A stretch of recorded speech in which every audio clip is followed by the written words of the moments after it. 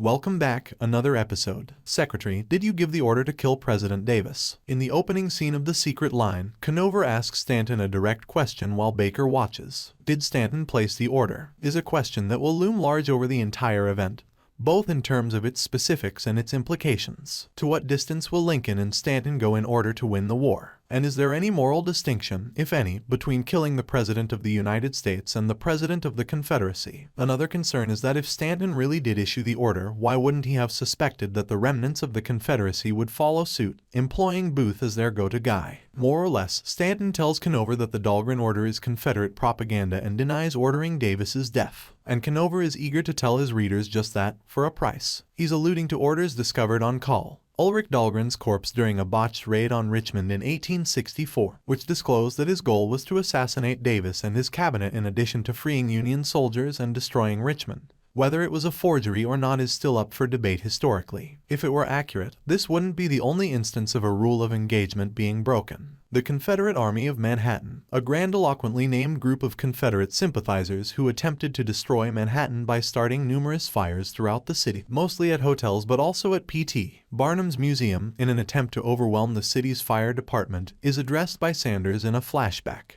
This did not go well, and linking Sanders to it sounds like a dramatic fabrication. But it offers another illustration of how hazy the lines of battle can be and how events in Manhattan and Montreal can have just as much significance as those that take place in actual combat. Mary finds solace from an unexpected person at the president's wake, Edwin Booth, the brother of John Wilkes Booth, who is more well known. Perhaps that shouldn't come as a surprise. Similar to Edwin, Mary's family had Southern sympathizers, so she recognizes the validity of his worries. Though their concerns differ, others are worried about her as well. Robert is investigating mental health facilities out of concern for his mother's well-being. This is consistent with history, but one of Manhunt's more interesting decisions is to show Mary as anything other than a yelling lunatic. It makes perfect sense for her to have a flashback to their dispute with Abe on Robert's intention to serve in the army, especially when she highlights the irony of having a fighting force that is disproportionately made up of black and Irish men, and relatively light on the sons of the wealthy. It's possible that Mary defines lunacy differently from the guys in her life. The other Mary has had enough at Dr. Mudd's place. He is not only a big asshole, but he also correctly tracks Mudd on the freshly cleaned floor. She gains the self-assurance to resign because of the land donation. Girl, land doesn't make everything perfect, he growls. It appears that Sanders is not pleased with this raid and conducts his own at Baker's headquarters. Baker loses nothing because he kept his files locked away, but his own raid also doesn't seem to have produced much, other than a discussion about Sanders attending an oil meeting, where oil might or might not have been code for assassination. Stanton, however, isn't going to give up. He meets Larson for lunch and keeps asking him about the arrangement he believes Sanders made with Andrew Johnson. What he presents is a surprise. There is a rumor that Johnson has awarded Sanders a contract to design the summer uniforms for the army. Eddie is present for their lunch meeting, which concludes with an awkward toast to Mary, the lady they both lost, and insults. This year, nobody is being added to the Christmas list. Stanton nevertheless attends the meeting to settle the dispute. In particular, he is prepared to provide Sanders with the contract in exchange for Sanders giving over Booth's location. Sanders appears to be as guilty as hell, whether he can or won't. Stanton then asks, "Look me in the eye and tell me you didn't have Abe killed,"